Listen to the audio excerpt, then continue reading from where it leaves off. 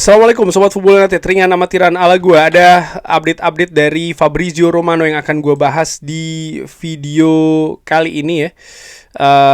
Dia memberikan kabar terkait dengan Manchester United ini. Dimulai dari Romeo Lavia. Nah, karena ada rumor ini ya tentang Romeo Lavia, pemain yang bahkan ketika memperkuat Southampton, gua nilai sudah menunjukkan potensi yang fantastis. Pemain asal Belgia yang berusia 21 tahun, tentu saja pemain lini tengah, bisa bermain sebagai gelandang dan juga gelandang bertahan, memiliki kekuatan yang cukup bagus menurut gua, dan itu tadi ya, potensi yang sangat besar. Dan Manchester United mencari pemain di lini tengah ya kan. Dia sendiri situasinya di Chelsea nampaknya belum aman-aman banget, karena ada beberapa pemain juga tentu saja di lini tengah dari Chelsea, sehingga mungkin dirumorkan ini diincar oleh Manchester United. Pemain yang saat ini kalau gue lihat valuasinya ada di angka 35 juta euro. Kontraknya bersama dengan Chelsea ini masih cukup panjang, masih akan sampai tahun 2030, jadi cukup lama sekali. Dan bagaimana tanggapan Fabrizio Romano terkait dengan rumor ini?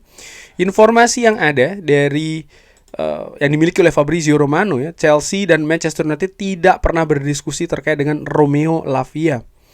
Chelsea menolak semua informasi yang mengatakan menawarkan Romeo Lavia ke Manchester United. Negosiasinya hanya tentang Garnacho. Jadi Manchester United dan juga Chelsea ini sempat berkomunikasi, tapi ini tentang Garnacho, bukan tentang Romeo Lavia. Dan ada fakta lain juga, bahwa di awal pembicaraan antara Chelsea dan juga Manchester United, Tariq George ini sempat disebutkan ya, masuk ke potensi kesepakatan antara Manchester United dengan Chelsea. Tariq George pemain serang ya, yang bisa bermain di dua posisi sayap, utamanya posisi sayap sebelah kiri. Tentu saja Garnacho juga berposisi di situ. Pemain yang masih berusia 19 tahun. Valuasinya saat ini ada di angka 20 juta euro. Ini sempat dibicarakan di awal komunikasi antara Chelsea dengan Manchester United yang disebutkan oleh Fabrizio Romano. Dan hal ini terjadi di awal bulan Juni. Dan itu merupakan sebuah ide yang awal banget ketika Manchester United dan juga Chelsea ini melakukan pembicaraan terkait dengan Garnacho ya.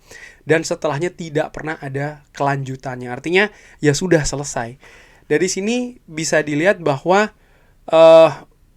terkait dengan Garnacho ya, ya Chelsea justru menawarkan pemain yang posisinya kurang lebih sama dengan Garnacho, artinya di posisi serang juga, sayap gitu. Tapi Manchester United ternyata tidak menanggapi, artinya tidak melanjutkan tawaran di awal pembicaraan tersebut, sehingga ya hanya Garnacho saja yang menjadi kesepakatan di sana. Sementara Romeo Lavia menurut gue ini nama yang menarik sebenarnya ya. Tentu saja dia juga memiliki pengalaman di Inggris, dan kalau melihat misalnya situasi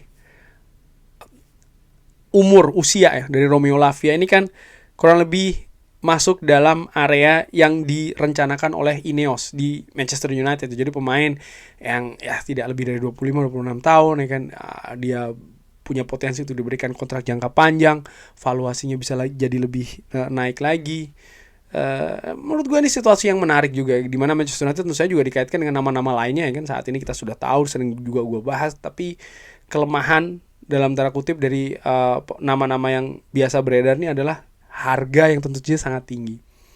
Nah, harga ataupun valuasi angka ini kan juga penting bagi Manchester United. Artinya ya Manchester United juga harus mengatur pengeluarannya.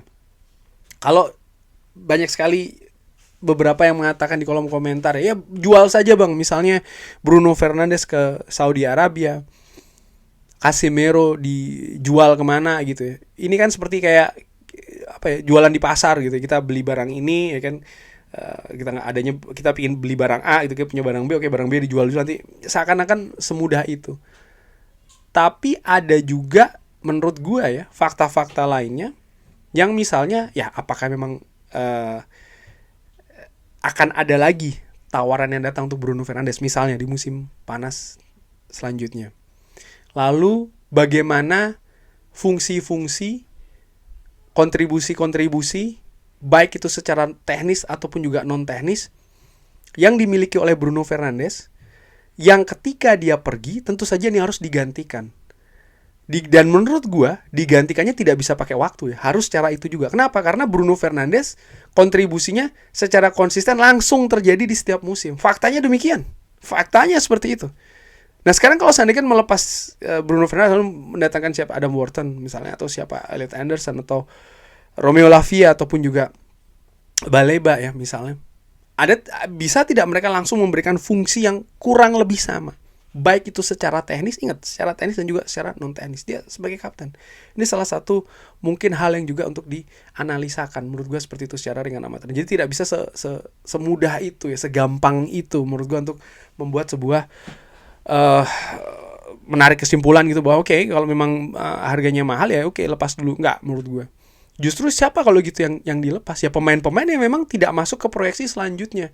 Dimana kalau terkait dengan posisi lini tengah, gue justru melihat pemain yang sampai dengan saat ini kesulitan di sistem Ruben Amorim. Kalau kita berbicara terkait dengan lini tengah, siapa? Ada Kobbie Mainoo, ada Ugarte. Lihat fungsi dari mereka nggak jelas nih. Paling tidak sampai dengan sejauh ini. Tidak pernah diberi kesempatan. Kobbie Mainoo menghadapi Grimsby itu tampil dari awal kan? Kalau gue salah tolong dikoreksi. Dan dia tampil pun juga menghadapi Grimsby loh ya. Tapi lihat bagaimana. Apakah terus divonis oke dia dijual? Belum tentu. Dia secara individu pemain bagus gitu. Tapi apakah dia bisa masuk ke dalam sistem? Nah ini juga merupakan hal yang harus diperhatikan. Menurut gue secara ringan amatiran seperti itu. Tapi ya ini balik lagi ke informasi yang disebutkan oleh Fabrizio Romano. Tentu saja ini merupakan hal yang juga menarik ya, bahwa ya Romeo Lavia ini juga dirumorkan, tadi Fabrizio Romano mengatakan seperti itu, belum ada informasi yang sampai ke dia bahwa memang ada pembicaraan seperti ini. Dan di video itu juga ada informasi yang juga sudah gue bahas sebenarnya di video gue. Benjamin Sesko ini disebutkan akan absen sekitar 3 pekan. Dan ada harapan ya dari staff Manchester United kalau Benjamin Sesko ini siap di awal Desember. Wow. Ini bisa mengambil beberapa hari ya. Setelahnya ini tergantung bagaimana Benjamin Sesko ini akan recover situasi fisiknya, dan Manchester United tidak akan mengambil resiko. Manchester United akan melakukan assessment kepada Benjamin Sesko tiap pekannya, tapi ekspektasi adalah 3 maksimum 4 pekan Benjamin Sesko ini akan absen.